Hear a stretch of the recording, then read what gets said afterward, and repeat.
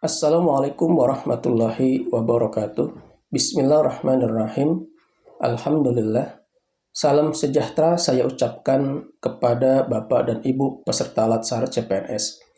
Pada pembelajaran agenda 2, yaitu mengenai nilai-nilai aneka yang terdiri dari akuntabilitas, nasionalisme, etika publik, komitmen mutu, dan anti korupsi.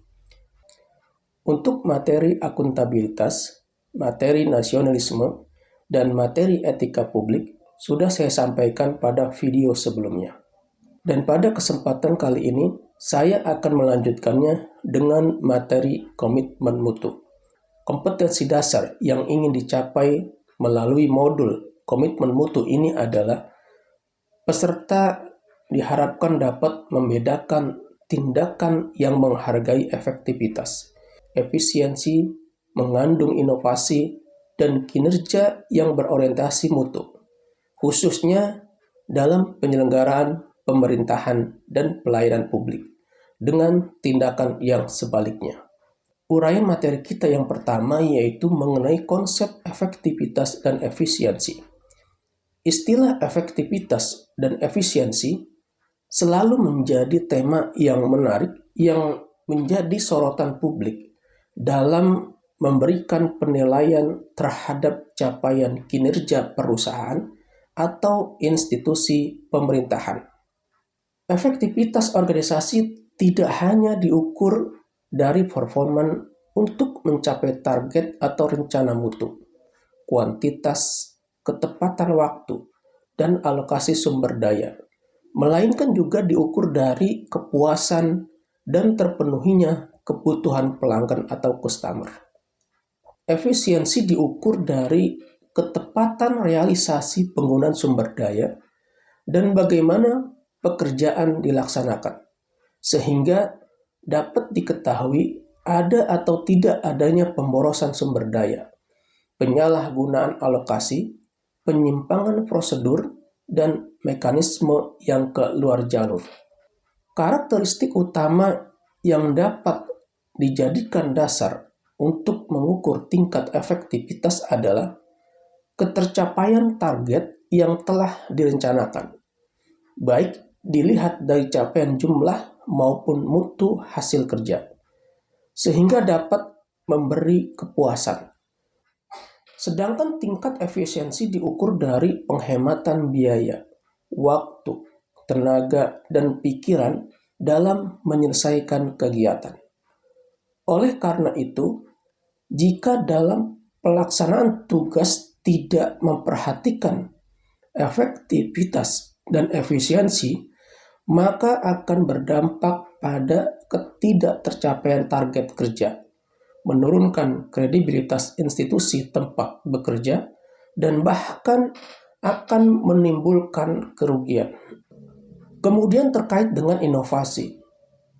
Inovasi muncul karena adanya dorongan kebutuhan organisasi atau perusahaan untuk beradaptasi dengan tuntutan perubahan yang terjadi di sekitarnya. Perubahan itu sendiri bisa dipicu antara lain oleh pergeseran selera pasar, peningkatan harapan dan daya beli masyarakat, pergeseran gaya hidup, peningkatan kesejahteraan, perkembangan ekonomi, pengaruh globalisasi, serta kemajuan ilmu pengetahuan dan teknologi. Inovasi dapat terjadi pada banyak aspek. Misalnya, perubahan produk barang atau jasa yang dihasilkan, proses produksi, nilai-nilai kelembagaan, perubahan cara kerja, teknologi yang digunakan, layanan sistem manajemen, serta mindset orang-orang yang ada di dalam organisasi. Inovasi yang diciptakan untuk layanan publik mestinya menjadi tanggung jawab para penyelenggara pelayanan publik pada institusi apapun. Bahkan, semua aparatur pada setiap level organisasi dituntut untuk dapat memahami esensi dan manfaat inovasi tersebut, serta dapat melaksanakannya dengan baik. Inovasi yang lahir akan membawa perubahan bagi organisasi. Dengan demikian, dapat disimpulkan bahwa esensi yang terkandung dalam istilah inovasi adalah perubahan. Kemudian terkait dengan konsep dasar dan pengertian mutu. Menurut Edward Deming, mutu adalah apapun yang menjadi kebutuhan dan keinginan konsumen. Sedangkan menurut Crosby, mutu merupakan nihil cacat, kesempurnaan dan kesesuaian terhadap persyaratan. Dan menurut Juran, mutu merupakan kesesuaian terhadap spesifikasi. Mutu mencerminkan nilai keunggulan produk atau jasa yang diberikan kepada pelanggan atau customer sesuai dengan kebutuhan dan keinginannya, dan bahkan melampaui harapannya. Mutu sendiri juga merupakan salah satu standar yang menjadi dasar untuk mengukur capaian hasil kerja. Mutu juga dapat dijadikan sebagai alat pembeda atau pembanding dengan produk atau jasa sejenis lainnya yang dihasilkan oleh lembaga lain sebagai pesaing. Mutu ada dalam persepsi orang secara individual yang diukur dari tingkat kepuasan masing-masing terhadap produk atau jasa yang diterimanya. Oleh karena itu, tidaklah mengherankan jika terhadap produk atau jasa yang sama akan memiliki tingkatan mutu yang berbeda bagi para pelanggan. Manajemen mutu sendiri itu harus dilaksanakan secara terintegrasi dengan melibatkan seluruh komponen organisasi untuk senantiasa melakukan perbaikan mutu agar dapat memuaskan pelanggan. Berdasarkan gambar fishbone manajemen mutu menunjukkan bahwa setiap institusi pemerintah harus memiliki target capaian kinerja bermutu, baik kinerja individual maupun kinerja organisasional. Merujuk konsep trilogi mutu dari Joseph Juran, pada baris atas gambar fishbone merupakan tugas pimpinan untuk menyusun rencana mutu, mengawasi capaian mutu, dan menetapkan program perbaikan mutu secara berkelanjutan. Kemudian pada baris bawah gambar fishbone merupakan tanggung jawab aparatur untuk mengikuti sosialisasi terkait rencana mutu yang sudah ditetapkan oleh pimpinan. Kemudian terkait dengan beberapa teknik atau metode perbaikan mutu. Mutu merupakan persepsi pengguna layanan terhadap kemampuan suatu organisasi dalam menjawab kebutuhan dan harapan pelanggan. Mutu bersifat dinamis, sehingga setiap organisasi dituntut untuk memperbaiki kinerjanya secara terus-menerus. Berikut salah satu contoh metode sederhana yang paling banyak digunakan bagi setiap organisasi penyedia layanan, baik organisasi pemerintah maupun swasta, untuk melakukan perubahan secara terus-menerus. Salah satunya yaitu metode yang diperkenalkan oleh Edward Deming pada tahun 1950. Metode ini digunakan untuk membantu organisasi dalam melakukan perbaikan secara terus-menerus yang terdiri dari 4 langkah. Yang pertama, plan atau perencanaan. Pada tahap ini dilakukan identifikasi berbagai permasalahan yang dihadapi, penyebabnya, dan solusinya. Secara lebih rinci, tahap perencanaan meliputi kegiatan-kegiatan seperti mengidentifikasi dan menetapkan prioritas peluang perbaikan kualitas dari permasalahan yang sedang dihadapi. Kemudian menetapkan sasaran yang hendak dicapai atau target grup pengguna layanan, jenis perbaikan yang akan dilakukan, ukuran keberhasilan yang hendak dicapai. Kemudian menggambarkan proses kerja yang berjalan. Kemudian mengumpulkan data-data terkait dengan proses kerja saat ini. Dan selanjutnya mengidentifikasi sumber penyebab masalah yang muncul dan mengembangkan rencana aksi. Kemudian yang kedua yaitu do atau melaksanakan. Dalam tahap ini rencana aksi yang sudah disusun harus dijalankan secara konsisten oleh semua orang. Tahap pelaksanaan ini perlu didukung dengan dokumentasi yang baik, sehingga memudahkan dalam melaksanakan tahap berikutnya, yaitu cek. Ketiga yaitu cek atau pemeriksaan. Tahap ini dilakukan pemeriksaan apakah rencana aksi yang sudah dilakukan telah berjalan dengan semestinya. Apakah target dan ukuran keberhasilan yang telah ditetapkan dapat dicapai. Jika belum tercapai, apa saja yang menjadi kendala atau sumber permasalahannya. Kemudian yang keempat, X atau melakukan tindakan atau keputusan yang perlu diambil sebagai tindak lanjut dari tahap cek. Tindakan terhadap hasil pemeriksaan tersebut yaitu pertama, adopsi. Jika hasil dari pelaksanaan rencana aksi terbukti mampu mencapai hasil yang direncanakan, maka solusi yang sudah dilakukan perlu kemudian diadopsi. Kemudian yang kedua yaitu melakukan adaptasi. Jika hasil pemeriksaan menunjukkan bahwa solusi untuk memecahkan masalah kurang berjalan dengan baik, maka perlu dilakukan adaptasi dengan melakukan beberapa penyesuaian terhadap kegiatan yang sudah direncanakan. Kemudian yang ketiga, abandon atau membatalkan. Jika ternyata solusi yang dilakukan ternyata tidak menghasilkan perbaikan yang diharapkan, maka organisasi dapat membatalkan solusi tersebut. Inilah salah satu contoh metode sederhana untuk melakukan perbaikan secara terus-menerus menurut Edward Deming. Kemudian ada metode untuk melakukan perbaikan secara terus-menerus berdasarkan diagram sebab dan akibat.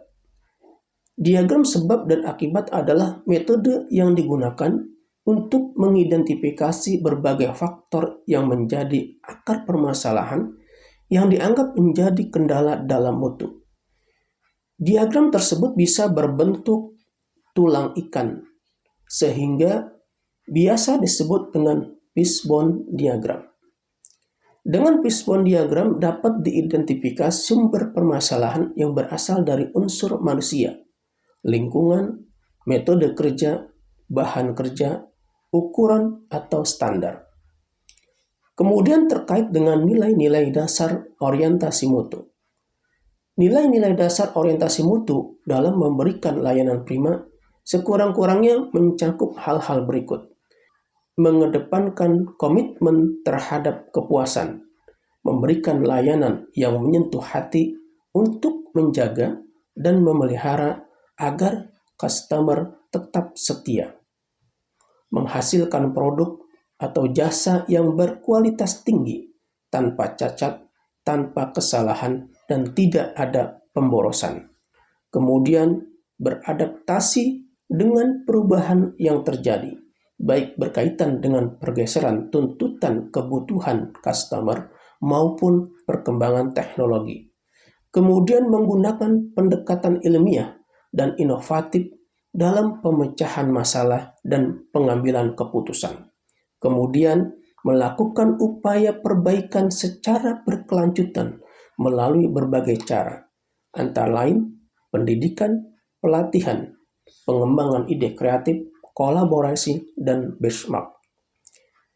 Esensi dari pelayanan adalah memberi sesuatu kepada pihak lain.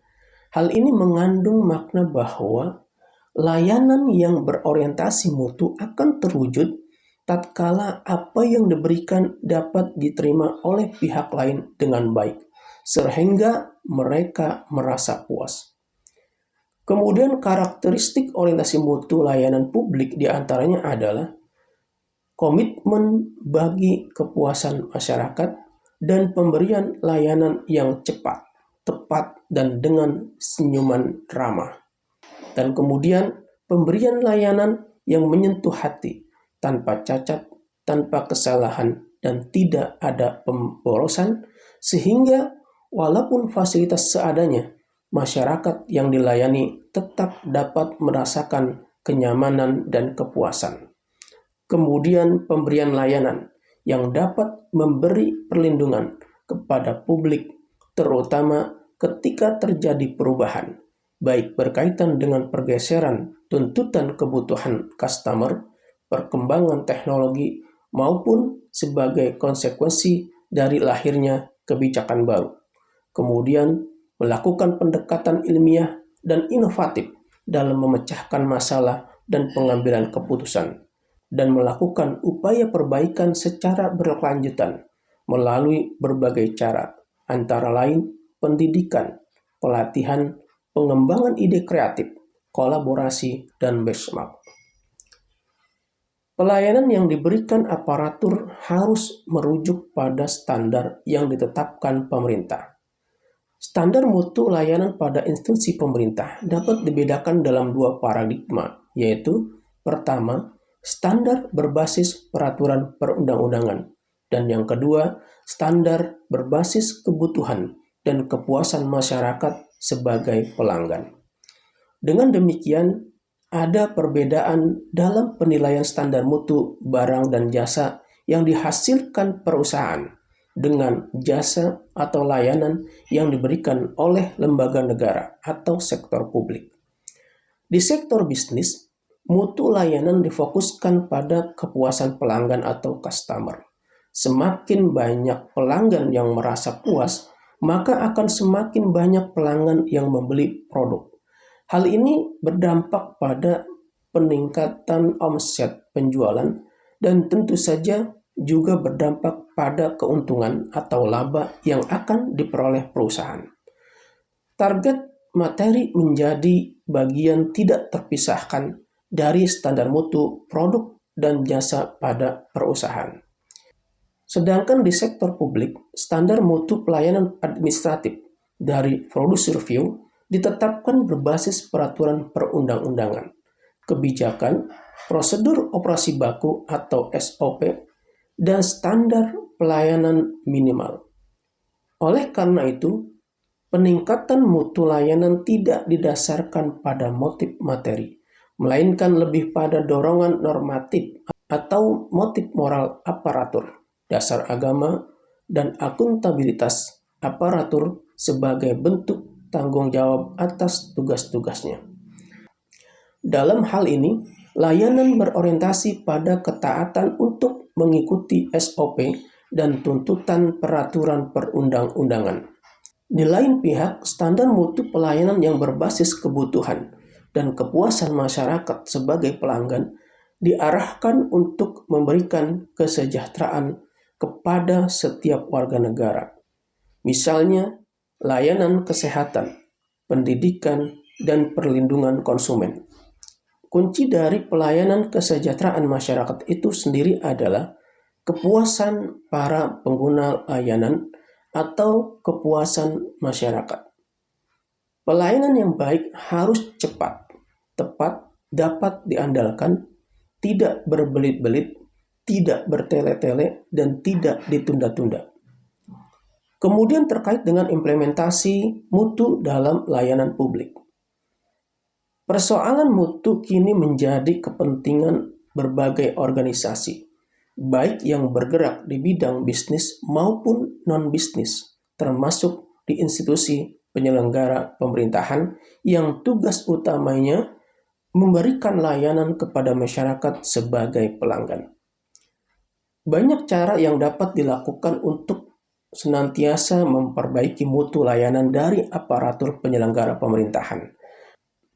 Dalam hal ini, pegawai ASN kepada publik, di antaranya yaitu dengan memahami fungsi, tugas pokok, dan peran yang diberikan institusi, memiliki kompetensi yang sesuai dengan bidang pekerjaannya, merencanakan target mutu layanan yang akan ditampilkan, memahami karakter pelanggan yang akan dilayani, menguasai teknik pelayanan prima, melayani dengan hati, menerima kritik dan saran untuk perbaikan ke depan.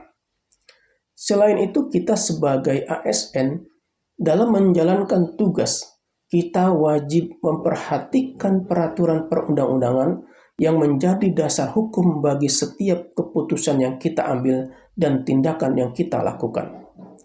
Berdasarkan Undang-Undang Nomor 5 Tahun 2014 tentang ASN pada pasal 10, pegawai ASN berfungsi sebagai pelaksana kebijakan publik, pelayan publik, perekat, dan pemersatu bangsa.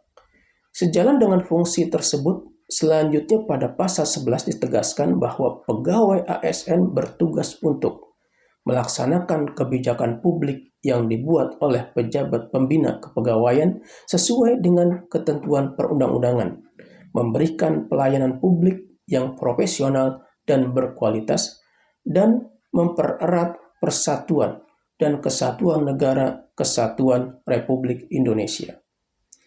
Kemudian peran kita sebagai pegawai ASN sebagaimana ditetapkan pada pasal 12 Undang-Undang Nomor 5 Tahun 2014 tentang ASN, yaitu sebagai perencana, pelaksana, dan pengawas penyelenggaraan tugas umum pemerintahan dan pembangunan nasional melalui pelaksanaan kebijakan dan pelayanan publik yang profesional, bebas dari intervensi politik, serta bersih dari praktek korupsi, kolusi, dan nepotisme.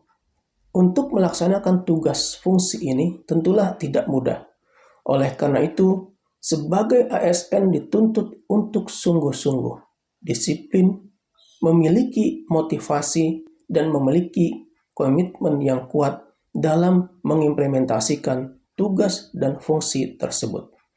Selain itu, pegawai ASN sebelum melaksanakan tugas harus memahami terlebih dahulu wewenang dan tanggung jawab yang diberikan kepadanya. Kemudian, menguasai standar mutu layanan yang melekat pada wewenang tersebut. Oleh karena itu, tanggung jawab mutu diselaraskan dengan tupoksi masing-masing aparatur, sehingga tidak terjadi tumpang tindih atau overlapping atau saling melempar tanggung jawab ketika menghadapi masalah. Kemudian terkait dengan pendekatan inovatif dalam penyelenggaraan pemerintahan. Sebagaimana telah dikemukakan di awal bahwa esensi inovasi adalah perubahan. Hal ini mengandung arti bahwa ketika lahir sebuah inovasi produk atau jasa, maka di situ telah terjadi perubahan atas produk atau jasa tersebut. Perubahan bisa berhubungan dengan desain, model, bentuk, warna, spesifikasi atau ukuran, kecepatan layanan, cara melayani, dan mutunya. Apapun perubahannya, targetnya adalah untuk memberikan kepuasan kepada pelanggan. Kepuasan pelanggan tetap menjadi fokus inovasi dan target perubahan. Instansi pemerintah sebagai organisasi non-profit merupakan lembaga yang menghasilkan jasa bagi masyarakat sebagai konsumen atau pelanggannya. Kemudian terkait dengan peningkatan produktivitas aparatur. Produktivitas pada dasarnya merupakan rasio yang membandingkan antara output dengan input. Oleh karena itu, tingkat produktivitas yang dicapai akan berbeda dalam rentang kategori tinggi rendah. Capaian produktivitas dalam kategori tingkat tinggi disebut produktif, sedangkan tingkat rendah disebut tidak produktif. Secara spesifik, istilah produktivitas dapat dimaknai dari dua sisi, yaitu proses dan hasil. Dari sisi proses, Produktivitas merupakan kemampuan untuk menghasilkan produk atau jasa. Sedangkan dari sisi hasil, produktivitas menunjukkan capaian hasil atau output yang diperoleh dalam kurun waktu tertentu berdasarkan target yang direncanakan. Produktivitas ditentukan oleh motivasi dan kemampuan. Ada dua jenis motivasi yang akan mendorong individu untuk melakukan pekerjaannya, yaitu internal dan eksternal. Motivasi internal muncul dari dalam diri pegawai, yang bersumber dari kesadaran diri akan tanggung jawab, sifat pekerjaan yang menantang, pengalaman, dan kebutuhan. Sedangkan motivasi eksternal muncul karena pengaruh lingkungan yang bersumber dari budaya organisasi, kepemimpinan, hubungan kesejawatan, alur komunikasi, dan dukungan infrastruktur. Selain kekuatan motivasi, tingkat produktivitas juga dipengaruhi oleh kemampuan yang dimiliki pegawai. Kemampuan dapat dibangun melalui pendidikan, pelatihan, kebiasaan, dan pengalaman. Motivasi dan kemampuan menjadi dua aspek dominan yang mempengaruhi capaian produktivitas yang diukur dari tingkat output yang dihasilkan serta outcome yang mengiringinya. Output berkaitan dengan hasil kerja yang akan diterima oleh pelanggan, dan outcome berhubungan dengan dampak yang ditimbulkan dari output, dan input berkaitan dengan sumber daya yang diperlukan untuk menghasilkan output. Dalam upaya peningkatan mutu dan produktivitas kerja, pegawai membutuhkan pemimpin yang kuat, yang bisa melibatkan dan memberdayakan pegawai secara optimal, sehingga mendorong motivasi semua pihak untuk mewujudkan target yang direncanakan. Untuk mengetahui seberapa tinggi tingkat kepuasan masyarakat terhadap layanan aparatur akan diketahui setelah dilakukan pengukuran dan penilaian atas kinerja aparatur. Ingat, kewajiban aparatur adalah memberikan layanan publik yang adil dan bermutu untuk membangun kepercayaan masyarakat terhadap pemerintah. Kemudian terkait dengan aktualisasi, inovasi, dan komitmen mutu. Perlu diingat bahwa kinerja aparatur dalam memberikan layanan publik yang bermutu harus dilandaskan prinsip efektivitas, efisiensi, dan inovasi. Selain itu, target utama kinerja aparatur yang berbasis komitmen mutu adalah mewujudkan kepuasan masyarakat yang menerima layanan. Apalagi dikaitkan dengan 3 fungsi utama pegawai ASN berdasarkan pasal 10, yaitu pertama, sebagai pelaksana kebijakan publik, kedua, sebagai pelayan publik, dan yang ketiga, sebagai perekat dan pemersatu bangsa. Maka, dalam implementasi fungsi tersebut, pegawai ASN harus menunjukkan perilaku yang komitmen terhadap mutu, bukan sekedar menggugurkan kewajiban formal atau menjalankan rutinitas pelayanan. Selain itu, pegawai ASN harus mampu menjadi pelayan publik yang handal dan profesional, menjadi pendengar yang baik atas berbagai keluhan dan pengaduan masyarakat, sekaligus mampu menindaklanjutinya dengan memberikan solusi yang tepat melalui langkah perbaikan secara nyata, bukan sekedar janji-janji muluk untuk menenangkan gejolak masyarakat. Kemudian terkait dengan mutu dalam pelayanan di tempat kerja. Ada 2 paradigma layanan yang diberikan aparatur, yaitu merujuk pada ketentuan peraturan perundang-undangan dan merujuk pada kebutuhan masyarakat. Layanan berbasis paradigma pertama yang merujuk pada ketentuan perundang-undangan mesti dilaksanakan sesuai dengan standar operating procedure atau SOP yang dituangkan dalam peraturan tersebut. Untuk itu, perlu ada sosialisasi yang intensif kepada masyarakat agar SOP tersebut dapat dipahami dengan benar. Di lain pihak, aparatur pun harus konsisten menjalankan ketentuan tersebut, sehingga tidak diciptakan alur layanan yang menyimpang dari SOP, apalagi dengan imbalan materi tertentu, alias praktek suap. Dengan demikian, SOP benar-benar ditaati dan dilaksanakan oleh semua pihak, baik aparatur yang memberi pelayanan maupun masyarakat yang mendapatkan pelayanan. Tidak ada peluang untuk praktek-praktek yang bersifat diskriminatif kecuali untuk hal-hal yang sudah diatur dengan ketentuan perundang-undangan terkait pengecualian yang legal. Layanan berbasis paradigma kedua yaitu yang merujuk pada kebutuhan masyarakat. Mesti dilaksanakan sesuai tuntutan kebutuhan masyarakat.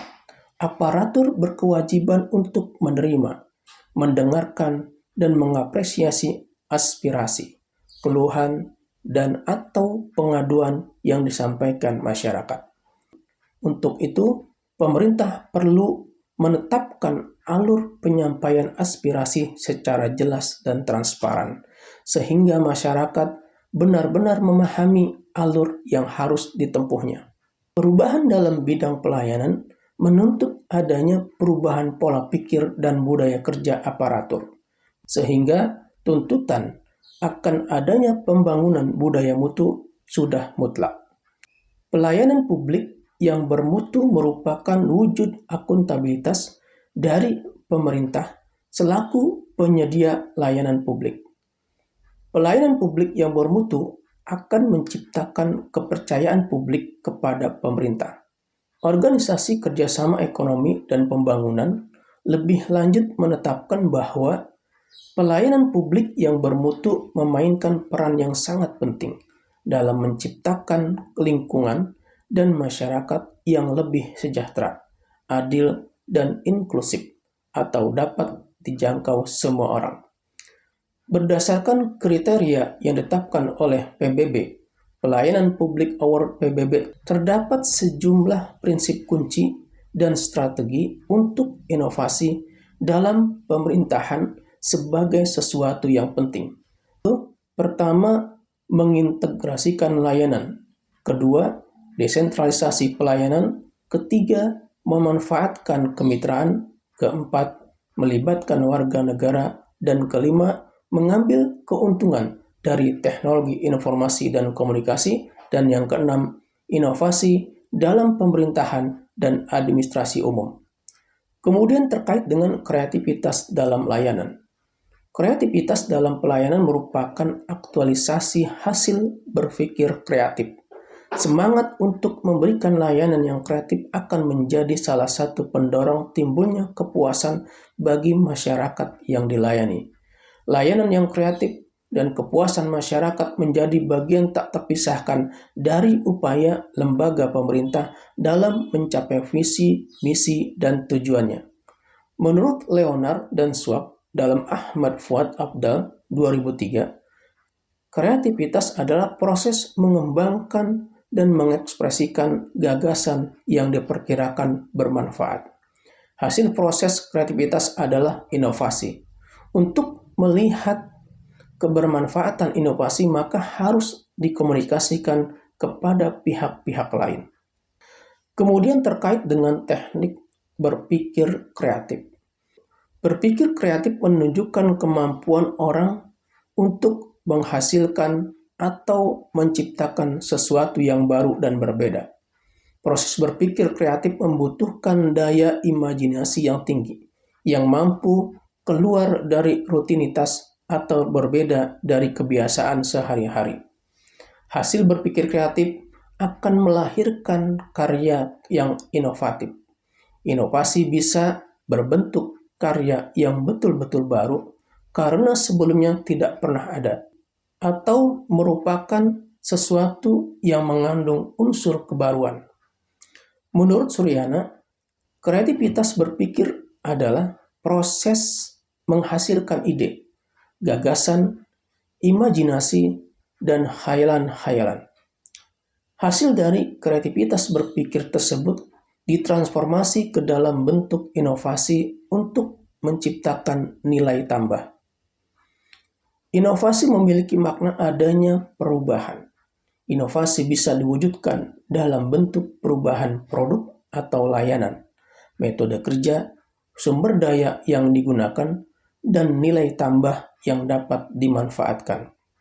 Keberhasilan penyelenggaraan layanan pemerintahan membutuhkan ketersediaan aparatur yang mampu menampilkan kinerja unggul setiap hari dan siap menghadapi berbagai kemungkinan terjadinya perubahan. Oleh karena itu, aparatur harus dibekali dengan berbagai pengetahuan dan keterampilan praktis yang menunjang kesadarannya akan tugas utama sebagai pelayan publik, bukan untuk mendapatkan pelayanan dari publik. Aparatur harus memiliki semangat kerja yang tinggi, mampu berpikir dan bertindak kreatif, serta memiliki komitmen kuat terhadap mutu, sehingga pada akhirnya akan mendorong lahirnya inovasi layanan. Esensi dari inovasi adalah perubahan. Namun, ketika ada perubahan, maka respon orang terhadap perubahan tersebut tidaklah sama. Ada 4 tipe manusia atau orang dalam merespon perubahan, yaitu adaptif, reseptif, dan apatis. Respon yang adaptif tampak dari sikap orang tersebut yang secara langsung menerima perubahan tanpa banyak pertimbangan. Sedangkan respon yang adaptif ditampilkan dengan cara menerima perubahan setelah dilakukan penyesuaian dengan pertimbangan tertentu. Dan respon yang reseptif diperlihatkan oleh kelompok manusia yang langsung menolak perubahan. Kemungkinan karena yang bersangkutan merasa sudah berada di zona aman dan menyenangkan, sehingga dengan perubahan tersebut dipandang akan merugikan dirinya. Kemudian kelompok manusia yang apatis. Kelompok manusia yang apatis ini tidak menunjukkan respon yang jelas. Mereka bersikap acuh tak acuh terhadap perubahan yang terjadi. Dalam arti, mereka tidak menerima dan juga tidak menolak perubahan. Biasanya, kelompok ini akan mengikuti pada perubahan yang menjadi pilihan banyak orang. Kemudian ada beberapa sifat yang harus dimiliki oleh aparatur yang mampu menciptakan inovasi, yaitu yang pertama, senantiasa merasa butuh untuk terus mengembangkan kemampuan. Kemudian yang kedua, bersifat dinamis dan berpikir kritis terhadap situasi yang berkembang. Dan yang ketiga, selalu menjadikan keterbatasan sebagai sarana untuk melakukan kreativitas dan inovasi. Sifat-sifat tersebut akan berkembang jika didukung oleh faktor-faktor, seperti yang pertama yaitu kepemimpinan yang memiliki visi dan misi untuk melakukan perubahan yang lebih baik. Kemudian yang kedua, lingkungan kerja yang mendorong terciptanya kreativitas kerja.